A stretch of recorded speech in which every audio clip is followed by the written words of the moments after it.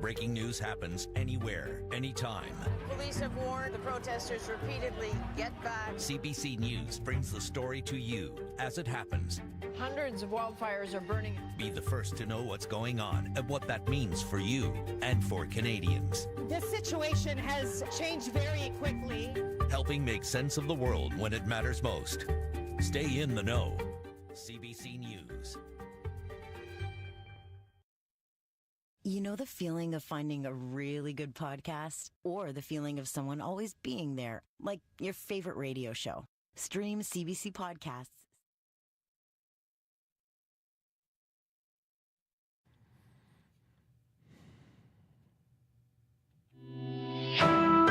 This is CBC News. At 12 o'clock, we're at minus 26 degrees with an extreme cold warning in downtown Winnipeg. Good afternoon. I'm Matt Humphrey. The Prime Minister is hosting an emergency First Ministers meeting today, and they're expected to discuss Donald Trump. The President-elect continues to threaten trade tariffs if Canada doesn't step up border security. The reeve of the RM of Emerson Franklin, Dave Carlson, says it's unfortunate, but change at the Canada-U.S. border is inevitable. As a volunteer firefighter, Carlson has dealt firsthand with migrants crossing the border. He says times have changed, with the criminal element moving drugs and people into both the U.S. and Canada. It's a different world now. I mean, guys used to just cross in their snowmobile and go for a drink or something. Like that was kind of the old days. That's the way it was. People just kind of crossing here and there, and everyone kind of knew each other for more or less. It's unfortunate that times have changed, and no one wants to see this evolution. Carlson welcomes an increase in security, including drones and helicopters, if it can reduce drugs, guns, and the criminal element crossing into Canada.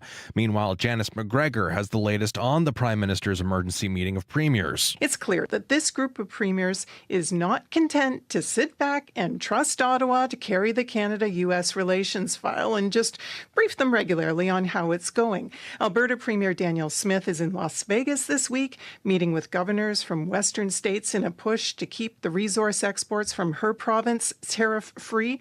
And the current chair of the premiers, Ontario Premier Doug Ford, was on Fox News late yesterday, following up on his government's paid advertisements with the second of what seems to be a series of appearances on American television to plead Ontario's case. He told that audience that the premiers are going to be the ones that hold the Prime Minister accountable on border security. And he also said he'd like to lobby Donald Trump in person. I'd be more than happy to fly down to Florida tomorrow. If the president had a few minutes, I'd be down there in a heartbeat. Janice McGregor, CBC News, Ottawa. A Winnipeg business person estimates he's lost more than $100,000 because of the Canada Post strike. Postal workers have been on strike for the past 4 weeks. Myron Schultz owns Lambskin Specialties on Dufferin, which specializes in cleaning supplies. He says they use Canada Post to get paid by their clients in the United States. With most of our account base in the U.S., they don't understand what a Canadian postal strike looks like or why it's happening. And we have thousands of checks that are stuck in the postal system that we haven't received from our customers. Schultz worries those checks are lost and he'll never get his money. He says they have product waiting in their warehouse because courier companies are backlogged and don't have enough capacity to take over from Canada Post. Meanwhile, Canada Post is calling the latest contract offer from the union unaffordable and unsustainable. It says the demands would cost more than $3 billion over 4 years at a time when the Postal Service is already recording major financial losses.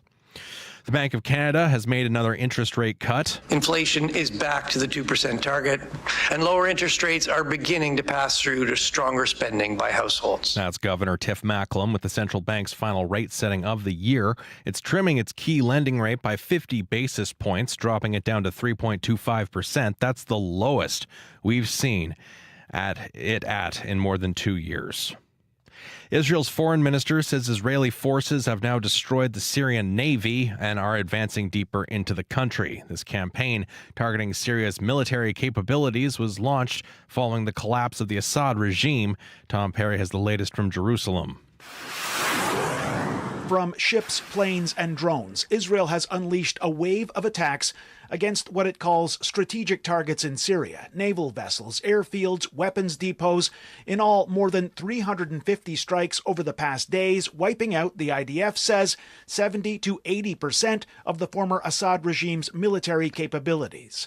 Israel says it needs to ensure those weapons don't fall into the hands of extremists. Hayat Tahrir al-Sham, the militant group that led the overthrow of the Assad regime, is listed as a terrorist organization by many countries, including Canada. U.S. State Department spokesperson Matthew Miller says the U.S. is keeping a close eye on how the group rules. Hayat Tahrir al-Sham is using the right words, but we will, of course, judge them not by those words, but by their actions. U.S. Secretary of State Antony Blinken is set to visit Turkey this week to discuss the situation in Syria. Tom Perry, CBC News, Jerusalem. And finally, a New Zealand man has won the Spanish language world title in Scrabble. It was Nigel Richards' first ever competitive Scrabble game in Spanish, and he doesn't even speak Spanish. Richards memorized the whole Spanish Scrabble word list within a year. And he's done this kind of thing before. He had previously done the same in French, winning 2 world titles. And Richards also won 5 English language championships over the course of his 3-decade-long career. Wow. In the forecast in Winnipeg, mainly sunny. We have that extreme cold warning today, a high of minus 23 with a bitter wind chill at times. Brandon, extreme cold, sunny, a high of minus 24. Dauphin, extreme cold, a high of minus 25 and sunny. Flin Flon, mix of sun and cloud, a high around minus 23. Thompson, a few clouds and a high of minus 23 as well. And in Churchill, windy and snowy today, a high of minus 19 degrees. Right now, you are listening to CBC Radio 1.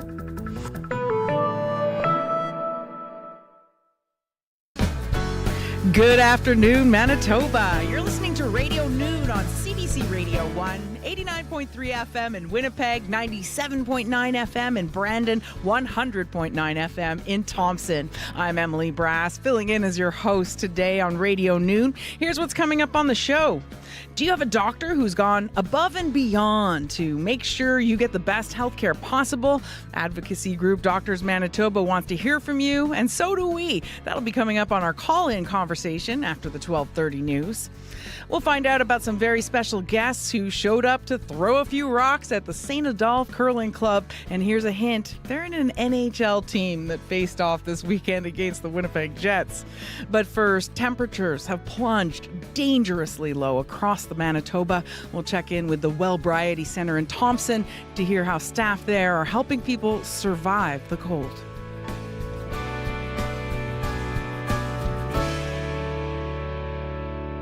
Seven minutes after 12 o'clock and minus 26 and mainly sunny at the Winnipeg airport. Well, a bitter cold has fallen across the province. In Thompson, temperatures dropped into the minus 30s, minus 40s if you count the wind chill. That kind of cold can be deadly for people who are unhoused. The Wellbriety Center on Princeton Drive takes in anyone who needs a place to stay. Joining us now is Danielle Jenner, coordinator of the Wellbriety Center. Hi, Danielle. Hi, how you doing? Good. So what's going on at the shelter today? Well, it's extremely cold up here, like you said, minus 40, colder than minus 40 with the wind chill. When it's below minus 10, actually, but especially on days like today, we enact our cold weather policy. So we have a no turn away policy. If we have an influx of people coming in for the cold weather, we open up our basement for folks for extra room. Especially during the cold days like this, we'll see, like I said, an influx of people anywhere from, 80, 90 or more people that are using our emergency sleep services. So on days like today, we'll have soup going, coffee and tea going. We have space heaters that we put out in addition to our, regular heating in the building. We have cold weather supplies like socks, mitts, toques, all that available for folks as well, should they leave the building. I feel like we can never be prepared enough in some ways. Yeah, I mean, it's a lot to think about. And how do you get the word out and encourage people to come inside and stay the night? A lot of it is through word of mouth. You know, the community members speak with each other and they know that it's a safe place for us. As we become more established in the community and build that rapport with the community members, more people come because they feel safe. We have a van as well that drives around in the community. Our driver, Barry, is amazing at connecting with people who may be intoxicated or who may not be, you know, as ambulatory as others. So give them a ride back to the center to make sure that they make it safely. And how does Larry know where to go? What does he do? I mean, it's a small town, right? So we have kind of hot spots that typically people congregate. So he drives around to those areas and just he's on the hunt usually. So he'll drive into the back lanes. He'll drive, like I said, to the hot spots. He just keeps an eye out for folks that might be, you know, in snowbanks or in the back lanes, or whether they're in need or not. He'll stop and connect with people and then offer rides or offer services or harm reduction supplies or socks, whatever it might be. Wow, that's a big help. So what kind of danger do people face when they're unhoused and the temperature goes down into the minus 30s? Frostbite is a big one. You know, previous to MKO.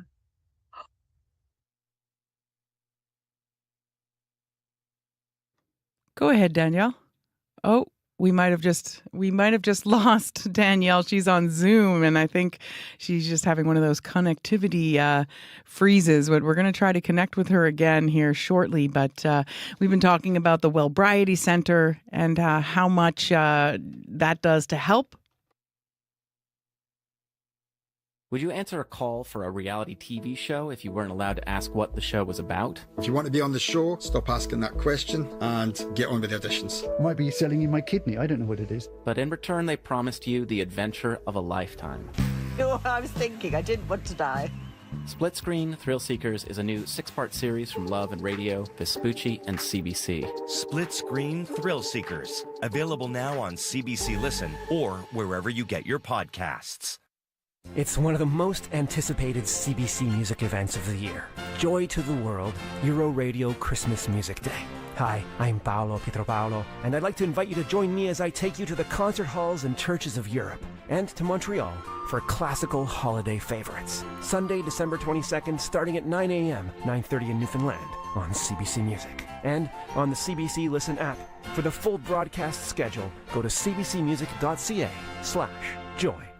Well, many people know Winnipeg singer-songwriter Lucas Roger as half of the twin duo Roger Roger. The musician stepped back from his touring life to focus on his career as a luthier, building and fixing guitars for musicians in Manitoba.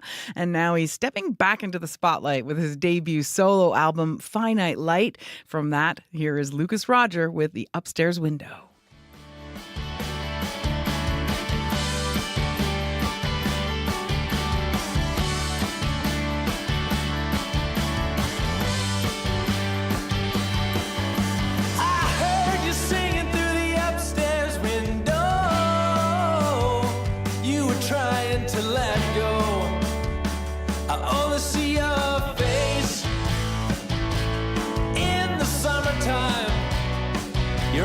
Crossing a dotted line.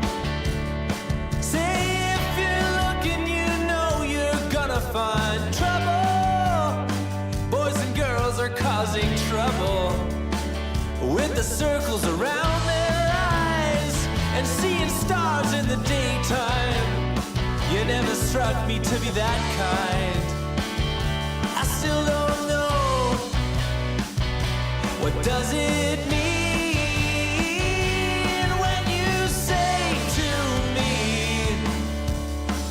Talk to you later. Oh, you never talk to me later. That was Upstairs Window by Winnipeg singer-songwriter Lucas Roger, and his album Finite Light is available now. 13 minutes after 12 o'clock, and we've managed to reconnect with Danielle Jenner, who's coordinator of the Wellbriety Center in Thompson. Danielle, you were mentioning, you know, the kind of danger people face when they're unhoused, and then how that gets even more complex when people are dealing with addictions and the temperature goes down into the minus 30s. Tell us more about that. Yes, I apologize for the interruption. No worries. Connectivity issues happen. Yeah, so the issues that we see are, you know, folks getting frostbite. Previous to MKO overseeing operations of the Wellbriety Center, there were deaths in the community because people were unable to access shelter, and so they froze. That hasn't happened, which is wonderful, of course. We see folks, you know, sleeping or finding shelter in snowbanks, and then they aren't seen. So there's risk, again, of frostbite or freezing. We see folks that are underdressed, under-equipped, folks with, you know, foot-related issues because they don't have proper footwear or socks. And so there's degradation of the tissues on the feet. We're dealing with a few community members who have that issue currently. It just kind of exacerbates a lot of the already existing issues that people are facing. And why do they take those kind of risks of staying out in the cold? And, you know, how does the Wellbriety Center help them overcome the risks and come to safety? I mean, there's a sense of community amongst folks too, right? And I, you know, won't shy away from the fact that substance use is a concern up here. So, you know, folks are physically dependent on the substances that they're using, and so they go out into the community to find those substances. A lot of social activities going out there as well, you know, visiting, that sort of thing. But we're noticing that as we're becoming more established in the community and as we're building that trust and that rapport with our community, more people are coming to the center and more people are feeling safe to stay at the center. And I imagine a lot of that has to do with the no turn away policy, because you will accept people no matter what they're dealing with. You know, is it important to not have those barriers to people coming and getting help? Yes, exactly. So yeah, we're a low barrier shelter. Mm-hmm. And so with that no turn away policy, sometimes, you know, you do have people coming in during the harsh weather dealing with addictions or even behavioral issues, mental health issues. How do you guys manage that? Because it's also a residence for people who are there more long term. I mean, the safety of the staff and the people at the center is paramount, of course, right? So we have sort of a process we work with people that are experiencing behavioral issues with us. So we'll have breaks from service where, you know, people are asked to take a walk or leave the building for half an hour to a few hours, weather depending. We do have also people that are restricted from the building. However, we do not restrict people for sleep services. It would just be for day services. And that's, again, to protect the staff and the community members that come to the center. Mm-hmm. I mean, if it's below -10, you know, we'll make concessions for people based on, you know, the cold weather policy. We don't want anyone to freeze. But the safety of those in the building is utmost. Mm-hmm. And I know you have security and you guys have staff who are trained in de-escalation. Yeah. And then you said, too, that like a lot more people do come into the Wellbriety Center during the winter, and that sometimes that can open the door towards offering people more long-term help. What can you tell us about that?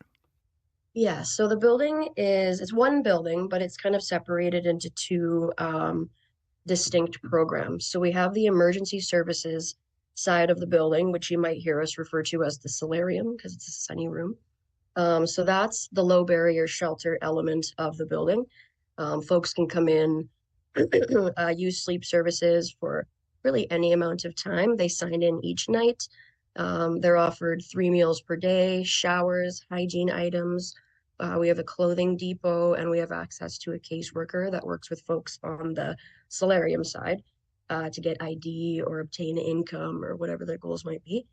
And then there's an in-house process that we use to determine eligibility for the bed side of the building. So that's further down the hall on the other side of the building. And criteria for that is really just folks have identified goals. They're looking to cease or decrease their alcohol consumption and kind of gain stability. And that they are open to working with a caseworker. So everyone on the bedside is assigned a caseworker as well. And you have a managed alcohol program too, which is different than most places. Tell us about that. Yeah, so it's been in existence since December of last year, 2023. So folks that are drinking non-potables, so that would be Lysol, sanitizer, mouthwash, those sort of things that aren't made for consumption. Folks that are drinking those, or folks that are experiencing adverse health effects as a result of their drinking, so whether that be liver cirrhosis or seizures, that sort of thing, they would fit the criteria for the managed alcohol program. And it's prescribed by a care provider, a doctor, and it's given like medication. So they get a certain number of ounces, a certain number of times per day, dosed out by our managed alcohol workers. And again, that just encourages people not to stay out in the cold because of using alcohol. They come into the Wellbriety Center and get help. A lot of people in our audience are probably wondering right now how they can help. Well, what would you suggest? We are always looking for donations of time, monetary donations, of course, activities, clothing, food, whatever it might be. If anyone is interested in any of those things, I would suggest going onto the MKO website. We have a Winnipeg office and a Thompson office. There's a contact us section on the website, or I'll give my personal or my work line on here, which is 204-670-1433. And anyone can connect with me and we can chat more about what you're interested in donating or chatting about. Well, that's very kind of you to give your number. Thank you so much for joining us today, Danielle. Thanks for having me. Danielle Jenner is coordinator of the Wellbriety Center. You can find them at 504 Princeton Drive in Thompson and online at MKO's website, mkonation.com.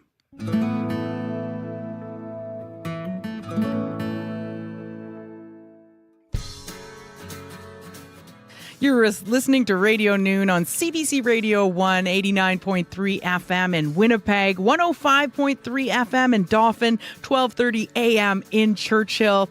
And right now at the Winnipeg Airport, it's minus 26 and sunny, going up to a high of minus 23 today, going down to minus 31 tonight. That is going to be really cold with the wind chill. It's going to feel like minus 40 overnight, and with that low of minus 31 and a few clouds. Tomorrow, sunny with a high of minus 21 and wind chill minus 40 in the morning. So this harsh weather is continuing. In Brandon, it is going up to a high of minus 24 today, sunny and breezy. Tonight, clear with a low of minus 33. Tomorrow, sunny with a high of minus 25. In Thompson, a high of minus 23, a mix of sun and cloud. And tonight, mainly cloudy, going down to a low of minus 28. It's going to feel like minus 39 with the wind chill overnight. Big risk of frostbite. Tomorrow, mainly cloudy, clearing late in the afternoon, breezy with a high of minus 22. In Dauphin today, mainly sunny, high minus 25. A few clouds tonight, going down to a low of minus 37. That'll feel like minus 44 with the wind chill. Tomorrow, sunny with a high of minus 26. And up in Churchill, periods of light snow and blowing snow today. Some wind gusts up to 60 kilometers an hour, high minus 19. Periods of light snow and blowing snow tonight, windy again with low minus 20, and periods of light snow, very windy tomorrow with a high of minus 18. 22 minutes after 12 o'clock. Well, the St. Adolphe Curling Club welcomed a whole squad of celebrity athletes last Saturday night, but they aren't known for their curling. The Columbus Blue Jackets were in Winnipeg to play the Jets, and thanks to a special invite, the team took a little trip outside the perimeter and learned how to throw some rocks. St. Adolphe Curling Club member Lauren Evison may have had something to do with this, and we've reached her by Zoom. Hi, Lauren. Hi. So how did this curling event with the Blue Jackets come about? Well, I am cousins with the Blue Jackets head coach.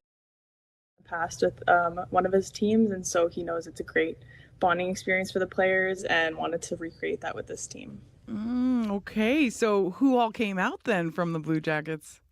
The entire team and their entire staff. So they were all curling. I think they had 8 teams of 4, so there was a ton of them, and yeah, they all had a great time. Oh my gosh, had they ever curled before? I think there was 2 players that had curled before. One of them I've coached before with a different team, but otherwise none of them had ever played. And that's such a big turnout for people who are not curlers. What do you think made them, take you up on this invitation? I think just getting, we went in Winnipeg, not a lot of them I'm sure have ever played the sport, and getting to try something new, especially as professional athletes, broadening your skill set and just trying different sports, I think is appealing to the organization. Well, it does sound like they were enthusiastic with so many people coming. How did they do? I would say they definitely struggled at first. I think when I gave the demo, it made it look easier than it was. So it was quite fun to watch these professional athletes struggle at first, but a few of them definitely got the hang of it by the end of it. Yeah. So were you excited to organize this? What made you do it? Yeah, I was super excited. Just getting to be there with these athletes and just getting to show them my sport. I've played hockey before, but not a lot of hockey players play curling. So just getting to show them a different sport and how difficult it truly can be, just to kind of show these athletes what it's like. It's super, super exciting.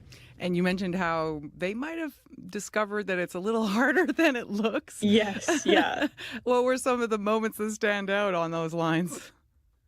Well, most of them couldn't figure out how which hand to throw with, if they were left-handed, right-handed, that was already an issue at the start. So I answered a lot of questions on how to slide out. And then balance is such a huge issue.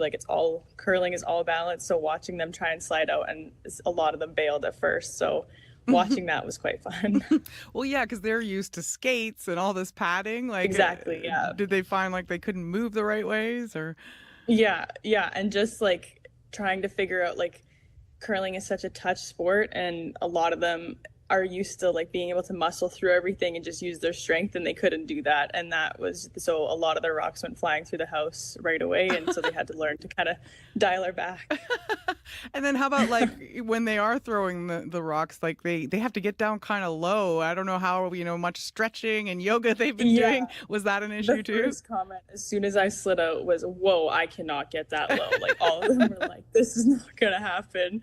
And a few of them, after they slid out, immediately started stretching on the side. So I knew that they realized they needed to stretch a bit more. I hope nobody got hurt. No one was hurt. Oh, that's good. So, what was your impression of them, being willing to try and get out there and do that? How were they as people? Honestly, they were awesome. They had so many questions. A lot of them were got super into it.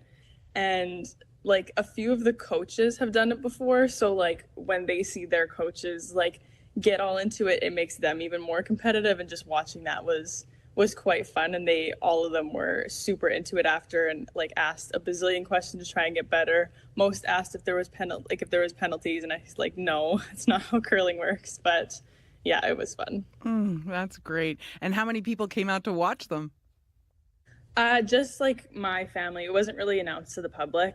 We wanted to keep it a little bit private just for them. So there was my family and the coach's family and otherwise there was just the ice makers at the rink. And did word get out in the community? Maybe people in St. Adolphe were talking about it the next day, or? Definitely people saw the Instagram posts after, and I definitely got a few questions of oh my God, how was it? That's so cool. But yeah, people definitely saw it after. That's great. So now we have to ask, for you, is it Go Jets Go, or is it more Go Blue Jackets now? When they play the Jets, it's for sure Go Blue Jackets. That's just how it has to be in this family, just because of my cousin. But whenever they're not playing the Jets, I can cheer for the Jets. Okay, only when it's against the Jets. Okay. Yeah. Wow, Lauren. Well, thank you so much for joining us and telling us about this awesome experience. Yeah, it was awesome. Thank you so much. Okay, great job, Lauren. You did great. That was some Link very Club much fun. I and think the you're going to make a lot of people Columbus smile. Blue Jackets head coach Dean Evison. The rise of digital music has changed the rules of the game. Who's in charge of what we listen to when we don't choose it for ourselves? Find out who benefits, who gets to pick the winners and the losers. The market has become really flooded with so much new music. Take a closer look at what's really going on in today's music industry. Watch the new documentary, Big Music, on CBC News Explore. Stream free on CBC Gem and CBC News app. 29 minutes after 12 o'clock, you're listening to Radio Noon on CBC Radio 1, 89.3 FM in Winnipeg, 90.9 FM in Flin Flon, 97.9 FM in Verdun. I'm Emily Brass, filling in as your host today. Well, coming up in the call-in portion of our show, Doctors Manitoba wants to celebrate the great doctors in our province. So give us a call. Tell us why you think your doctor should be nominated for a Doctors Manitoba award. You can give us a call right now and get your call in and wait on the line. The number's 204-780-0893. Again, 204-780-0893. And you can also text us at 204-588-7355. The news is next. This is CBC News. At 12:30, we're at minus 25 degrees with an extreme cold warning and sunny skies in downtown Winnipeg. Good afternoon. I'm Matt Humphrey. Increased border security is being welcomed by the reeve of the RM of Emerson Franklin. The move is in response to U.S. President-elect Donald Trump's threat to increase tariffs on all Canadian goods unless migrants and drugs are stopped at the border. Reeve Dave Carlson says as a volunteer firefighter, he's already had to deal with a group of men who nearly froze to death trying to cross into Canada recently, he says. He says more security could be a good thing. At least until this crisis is over, I think it's warranted. I mean, you have drug trafficking, you have human smuggling. Once the criminal element's involved on your border, you're going to need these kind of measures. So I think they will be welcome. It's just unfortunate it's come to this. Carlson says it's unfortunate, but the days of people taking a quick trip to the U.S. on their snowmobiles are over. The 4-week Canada Post strike is taking a financial toll on at least one Winnipeg business. Myron Schultz owns Lambskin Solutions on Dufferin Avenue. It manufactures cleaning products and ships most of its products to the United States. Schultz says his clients use Canada Post to send him payment, and he estimates there's $100,000 in checks stuck in the mail system. Schultz says even though he uses other means to ship his products out, those companies are backed up. The problem now is that these other services are so backlogged. We've got products that are sitting in our warehouse for a week or more that aren't going anywhere because the services don't have the capacity. Schultz says he's dealing with customers south of the border that don't understand why the postal strike is happening. He'd like to see the federal government step in and get the mail moving again. And finally, a Winnipeg cabbie who was helping his fare was robbed of his taxi yesterday. Police say the 53-year-old driver was helping a passenger carry groceries to their residence on Allegheny Drive around 2:30 in the afternoon. That's when police say an intoxicated teenager jumped into the driver's seat. As the 16-year-old put the vehicle in reverse, the taxi driver was caught by the door and dragged to the ground. He was treated for minor injuries in hospital. Officers were in that part of Fort Richmond at the time. They found the teenager in the taxi on Killarney Avenue. She was arrested and has been charged with robbery, driving while impaired, and driving without a valid license. And that is your CBC News from Winnipeg. For news anytime, you can head to our website, cbc.ca/Manitoba, or you can use the CBC News app.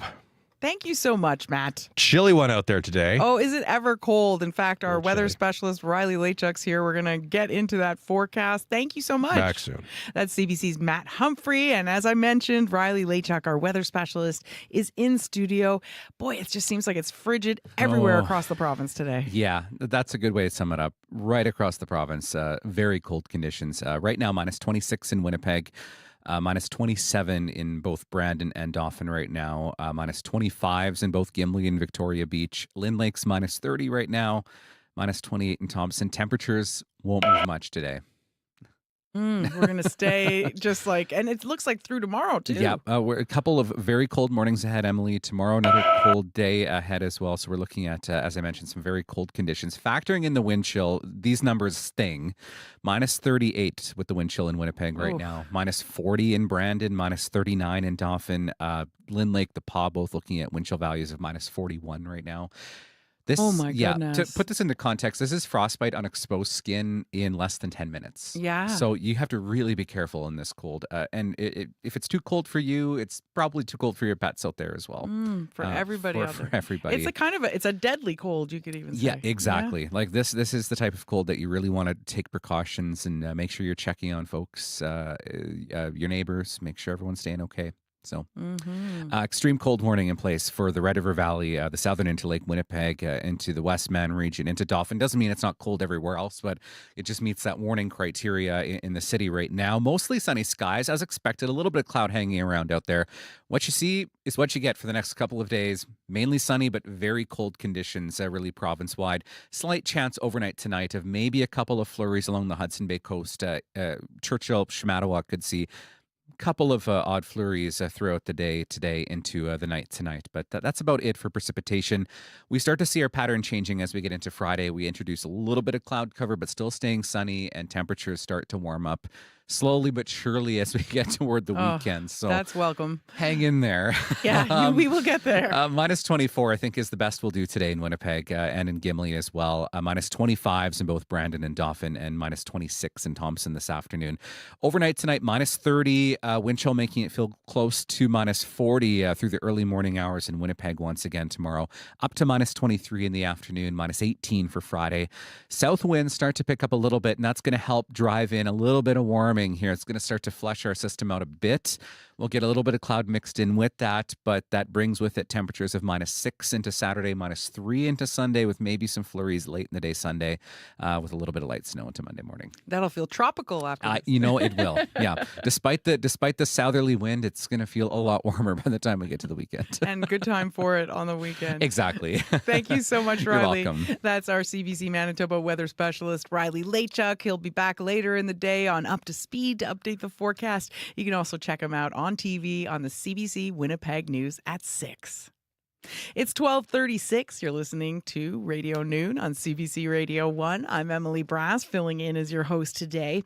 When we hear about doctors in the news, it's most often about staffing shortages and frontline challenges. But many of those doctors who do that work on the ER front lines and the physicians working long hours at the clinics go above and beyond to make sure Manitobans get great care. Doctors Manitoba wants to celebrate those achievements by calling out for nominations for Dr. Manitoba's awards, and we want to hear from you. Do you have a doctor that's given you or your loved ones exceptional care? Do you want to give them a shout out right now and say thanks for that?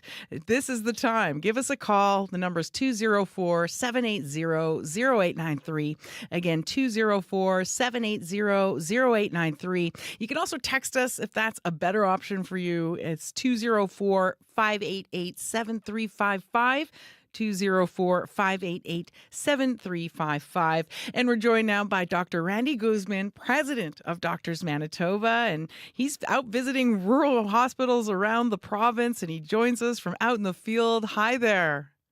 Hi, Emily. Thanks for having me. Thank you for joining us. So tell us about the awards and what it means for doctors in Manitoba to be celebrated in that way. So Doctors Manitoba has annual awards, and that's our kind of peer shout out to our own physicians. And so physicians are able to nominate fellow physicians in terms of, their expertise or their contributions in terms of service or humanitarian or just long service. So, or just, whatever contribution they've had. So it's an opportunity for peer nominations, which is kind of the highest kind of recognition that you get. Yeah. Well, and it's peer nominations. Are people in the public able to weigh in on this too? So in relation to this award, the physicians are nominated by physicians, but the nominations must have the support of a non-physician colleague or a patient. So it's supported by non-physicians as well. Okay. And Doctors Manitoba President-elect Dr. Michelle Desolé said yesterday that some rural hospitals are hanging on by a thread when it comes to staffing. You're actually out there visiting some rural hospitals right now. What kind of toll does that take on doctors when it's just like perennial short-staffed?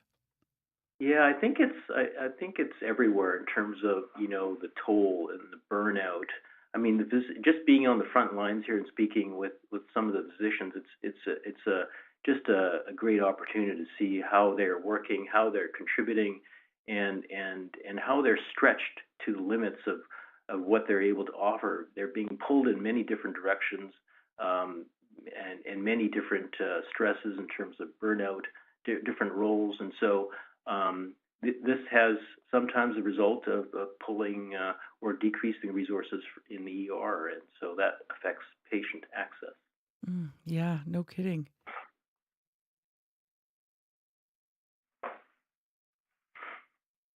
So, we do have some calls here already. It looks like we have somebody here on line 2. That's Janie, and she wants to talk about her doctor in her hometown of Boissevain. Hi, Janie. Tell us more about your physician and what kind of a difference they're making. I live in Boissevain, and we have Dr. Mayor Nell, who lives in our community, has been here, I don't even know, 20 years. He's been like the shining light doctor in our community, in our clinic, our hospital, in our nursing homes, and has personally helped my family through complex medical issues. I'm not going to cry about it. I just am losing my voice from a cold. And he is the most compassionate man, the most knowledgeable person. If he does not know, he finds out. And he always is showing the greatest amount of respect, and I appreciate that. He's an incredible young man. Thank you so much, Janie. Dr. Guzman, when you hear that, how does that make you feel, knowing that there's an outstanding doctor in Boissevain who's making such a difference in people's lives? Yeah, no, I think it makes my heart melt. So these kind of stories are really human to human connections, and it's really humans interacting with each other and patients and doctors interacting as human. And so the connections are super important.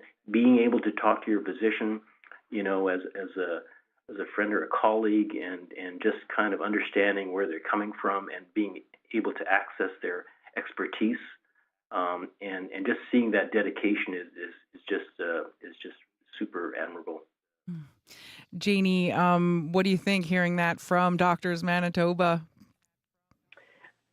Well, I hope that there are more than just our Dr. Nell, but he's made a life for himself here in rural Manitoba. We're a border town, and so we have a lot of, it's a high traffic area, and he's had to deal with things that, probably are pretty horrific. And I just think, as a person, I hope that we have given back to him as much as he's given to us. And, I imagine he's coming into thinking of retirement.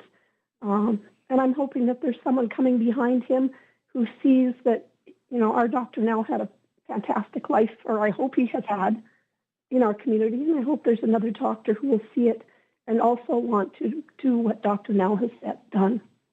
Thank you so much, Janie, for your call. We do appreciate that.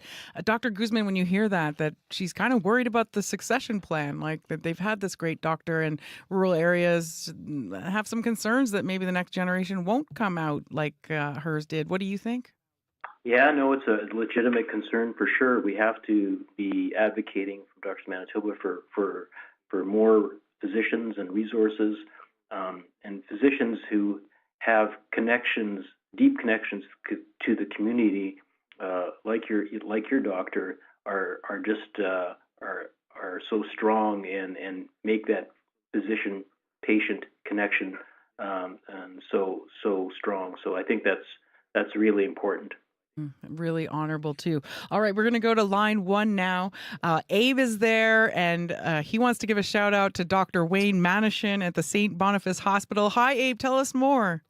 Well, I think he's one of the best that I've ever met. I've been going to him for almost 40 years, and he's always been able to diagnose it, whatever it was, absolutely correctly. And what more could you expect? More important of all, though, I guess, is that he's available almost all the time. If I have to see him on a couple of days' notice, he can do it. And that's very unusual today because they're so busy. And how long have you been seeing Dr. Manishin? About 40 years, my goodness. Whoa, okay. And he's thinking of retirement. Just a moment ago, you were talking to someone else about retirement. He's thinking of retirement. I'm not saying he's going to do it, but we're hoping he won't too soon. Yeah. But the question is, I guess, who's going to be behind him, right? I don't know. And you mentioned what makes him special is he's always been able to diagnose correctly. That's right. And tell us a little more there. Yeah. Well, he's a gastro, and there's not that many of them around, but he's always been right. And what else can I expect of a doctor? Yeah. So, Dr. Guzman, is that something that you might be taking into account? Is not just that the person is special and goes the extra mile, but they're also, really competent at what they do. Is that part of the criteria? Absolutely. So not only having that connection, but having that expertise.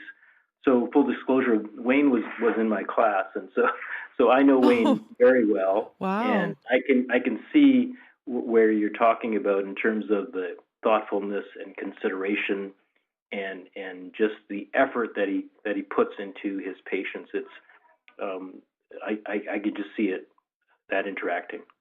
Well, so lucky for Abe and everyone else who is Dr. Manishin's patient. We have another caller now. Mary is on line 4. She wants to talk about Dr. Mehta, who is on Goulet. Hi, Mary. Tell us more about your doctor. He's very competent. Dr. Mehta is very competent. Like the previous caller, I've had him for about 40 years. He's gotten me through ovarian cancer when I was in my 30s, and I'm 74 today, and I have been under his care since then, and he's always available. I never have to wait many days to see him. He's pushing 80, so I'm afraid he's going to retire, and I know it'll be very difficult to find a replacement. Yeah. Dr. Guzman, how special is that to have a doctor that will see you very quickly like that's probably not so common anymore. Absolutely right. Access to your family doc is so important. I'm sounding old now, but I know Dr. Mehta as well for many years, and I can see how he offers his time to his patients, without reservation, and he's always there. So he's very special, and congratulations to Dr. Mehta as well. And Mary mentioned too that he helped her get through a very difficult time. She had cancer. I guess that it's more to being a doctor than just being able to treat it. It's also being a support for someone who's going through something like that, isn't it? Yeah, absolutely, and supporting your patient in whatever capacity you can, and with whatever expertise you can offer. On a slightly different but related note, Dr. Mehta's offered me advice as well from a peer-to-peer level, so I know exactly what you're talking about. Sounds like a great doctor. We appreciate your call, Mary. We've got more calls coming in. Shane is on line 2. He wants to talk about Dr. Brian Sharkey, who he's been with for 35 years. Shane, tell us more about Dr. Sharkey. Well, I think he probably is very similar to a lot of the other doctors that have had people calling in. There are great family doctors, but they're not paid and supported as well as specialists. And so the young people are going to the specialists because they get office hours, so they have a family life and they have a life beside medicine. And there needs to be a a really quick change in attitude by the government and the health authorities on making family doctors probably the most important doctors of all, because they're the front line with the people and their problems, and they know us. I mean, Brian and I are friends. He's not just my doctor. He's a person I could call up to go see, talk about anything with, and he saved my life. Okay. When all the experts said I didn't need to have any more look at my heart, he said, do an angiogram. And a week after the angiogram, I had 3 stents, which virtually saved my life. But that's impossible for somebody who doesn't know you.